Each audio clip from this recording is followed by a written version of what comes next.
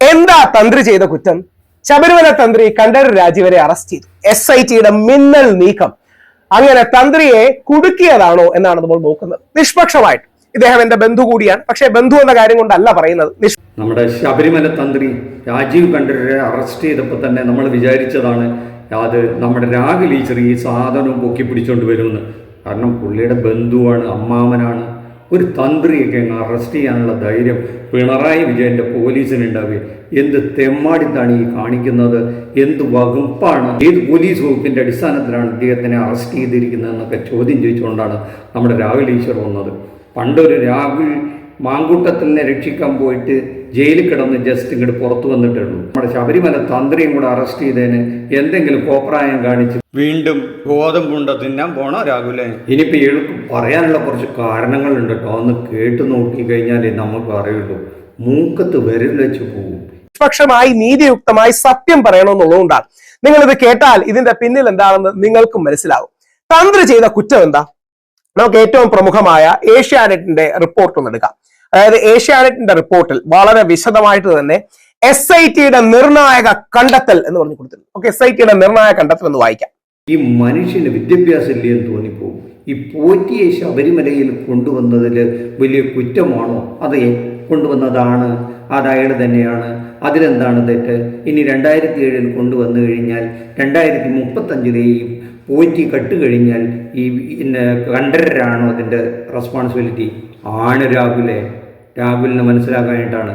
ഒരു കള്ളനെ മനഃപൂർവ്വം കള്ളനാണെന്ന് അറിഞ്ഞുകൊണ്ട് തന്നെ ശബരിമലയിൽ ഒരു ബിനാമിയെ പോലെ കയറ്റിയതല്ലേ എന്ന് ഇവിടുത്തെ ഭക്തജനങ്ങൾ ചിന്തിച്ചാൽ അതിൽ തെറ്റ് പറയാൻ പറ്റില്ല.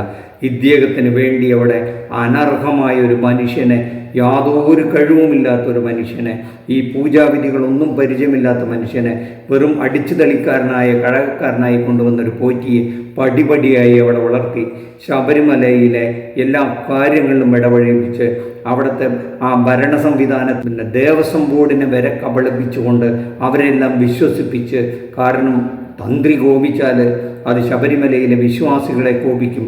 തന്ത്രി എന്തെങ്കിലും പറഞ്ഞു കഴിഞ്ഞാൽ അത് ഇവിടുത്തെ ഭക്തജനങ്ങളെല്ലാം തെരുവിലിറങ്ങും എന്നൊക്കെ നമ്മൾ നേരത്തെ കണ്ടതാണ്. ആ യുവതീ പ്രവേശന കാലത്ത് നമ്മൾ കേട്ടതാണല്ലോ. ഞാൻ ഇത് പൂട്ടിയിട്ട്, ശബരിമല പൂട്ടിയിട്ട് ഞാൻ ഈ മലയിറങ്ങും എന്ന് ഭീഷണിപ്പെടുത്തിയതാണെന്ന് ഈ രാഹുൽ ഈശ്വർ മറക്കണ്ട. രാഹുലിന് പറയാനുള്ളത് കുറച്ചും കൂടി നമുക്ക് കേട്ടു നോക്കാം. പവർ, തന്ത്രിയുടെ കുറ്റം എന്താണെന്ന് അറിയണമല്ലോ. പോറ്റിയുടെ പവർ. ഉണ്ണികൃഷ്ണൻ പോറ്റിയെ ശക്തനാക്കിയത് തന്ത്രിയാണെന്നാണ് പുറത്തു വരുന്നത്.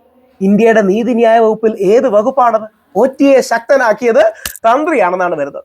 പോറ്റിയെ ശബരിമലയിൽ എത്തിച്ചതിൽ മുഖ്യ പങ്ക് കണ്ഠരര് രാജീവർക്കാണെന്നും അന്വേഷണത്തിൽ വ്യക്തമായി.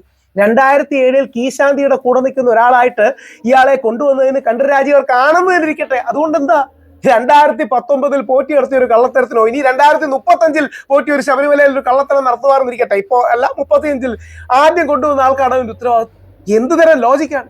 ഈ മാന്യന്റെ ഉള്ളിലിരിപ്പ് എന്താണെന്ന് നമുക്കൊന്ന് അറിയണ്ടേ? രാഹുൽ ഈശ്വറിന്റെ കാര്യത്തിൽ ആൺ സ്വാതന്ത്ര്യത്തിന് വേണ്ടി പോയിട്ട് വീണ്ടും ആ പെൺകുട്ടിയെ പറ്റി തമ്മാടിത്തം പറഞ്ഞതിനിപ്പോൾ ആ ജാമ്യം റദ്ദാക്കണമെന്നും പറഞ്ഞിട്ടിപ്പോൾ വീണ്ടും ആ യുവതി അതിജീവിത പോലീസിൽ പോയിട്ടുണ്ടെന്നാണ് കേൾക്കുന്നത്, പരാതി കൊടുത്തിട്ടുണ്ടെന്നാണ് കേൾക്കുന്നത്. എന്തായാലും ഇദ്ദേഹത്തിന് ഈ തന്ത്രി അമ്മാമനാണെന്ന് പറയുന്നു. അമ്മാമനെ അറസ്റ്റ് ചെയ്തതിലുള്ള സങ്കടം. പിണറായിക്കെതിരെ എന്ത് ആയുധം കിട്ടിയാലും അത് ഏഷ്യാനെറ്റ് കിടന്ന് തുള്ളുന്ന ആർക്കറിയാത്തത്? അത് വിനുവും കൂടെ ആണെങ്കിൽ പ്രത്യേകിച്ച് പറയാനില്ല. തന്ത്രിയെ അറസ്റ്റ് ചെയ്താലും അത് പിണറായിയുടെ കുറ്റമാണെന്ന് പറയും. ആരെ അറസ്റ്റ് ചെയ്താലും അത് പിണറായിയുടെ കുഴപ്പം കൊണ്ടാണെന്ന് പറയാൻ വിനു വി ജോൺ കാത്തു കെട്ടി നിൽക്കുന്ന ഈ കാലഘട്ടത്തിൽ അതാണ് വലിയ ഉദാഹരണമായി കൊണ്ടുവന്നിരിക്കുന്നത്. മാതൃഭൂമി എടുത്തെന്ന് വായിച്ചു നോക്കണം രാഹുലെ, എന്താണ് അദ്ദേഹം ചെയ്ത കുറ്റം എന്നുള്ളത്. അവിടെ മനഃപൂർവ്വം ഈ മനുഷ്യനെ കയറ്റിക്കൊണ്ടുവന്ന് എല്ലാവിധ ആചാര ലംഘനങ്ങളും നടത്തി എന്ന് പറഞ്ഞാൽ അവിടുന്ന് ഈ സാധനങ്ങളൊക്കെ അഴിച്ചെടുത്തുകൊണ്ട് പോകുമ്പോൾ ചെയ്യേണ്ട ചില പൂജാകർമ്മങ്ങൾ, ആചാരകർമ്മങ്ങളൊക്കെ മനഃപൂർവ്വം മൗനാനുവാദം കൊടുത്ത് ഇദ്ദേഹത്തിന് അതിന് വഴിവെച്ചു കൊടുത്തു എന്നും ഈ കൂട്ടുപ്രതികൾക്ക് കൂട്ടുനിന്നു എന്നും ആണ് കുറ്റം ചാർത്തിയിരിക്കുന്നത്. വെറുതെ പറയുന്നതല്ല, ഗൂഢാലോചനയിൽ പങ്കുണ്ടെന്നാണ് പറഞ്ഞിരിക്കുന്നത്. ഇനി അതിന് അദ്ദേഹത്തിന് പണം കൂടെ കിട്ടിയിട്ടുണ്ടോ എന്നും കൂടെ കണ്ടെത്തേണ്ടതുണ്ട്.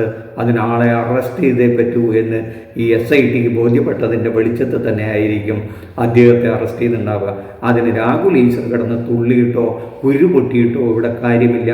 അയ്യപ്പൻ്റെ ഒരു പൈസ ഒരു തരി മണ്ണ് പോയിട്ടുണ്ടെങ്കിൽ വിശ്വാസികൾ അതിവിടെ കൊണ്ടുവരിപ്പിക്കും. അത് പിണറായി വിജയനല്ല, ആര് ഭരിച്ചാലും അത് ചെയ്യിപ്പിച്ചിരിക്കും.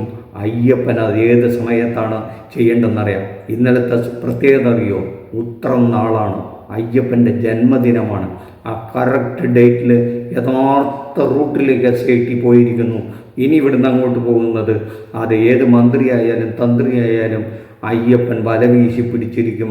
അത് രാഹുൽ ഈശ്വർ കിടന്ന് തുള്ളണ്ട. വല്ലാതെ തുള്ളിയാൽ ഇനി വീണ്ടും രാഹുൽ ഈശ്വറിൻ്റെ പോക്കും ആ വഴിക്ക് തന്നെയായിരിക്കും. രാഹുൽ ഈശ്വറിൻ്റെ തലമണ്ടയിൽ സദ്ബുദ്ധി ഉദിക്കട്ടെ എന്ന് മാത്രമേ പറയാനുള്ളൂ. നന്ദി, നമസ്കാരം. മറ്റൊരു വിഷയവുമായി മറ്റൊരു എപ്പിസോഡിൽ കാണുന്നവരെ താങ്ക് യു.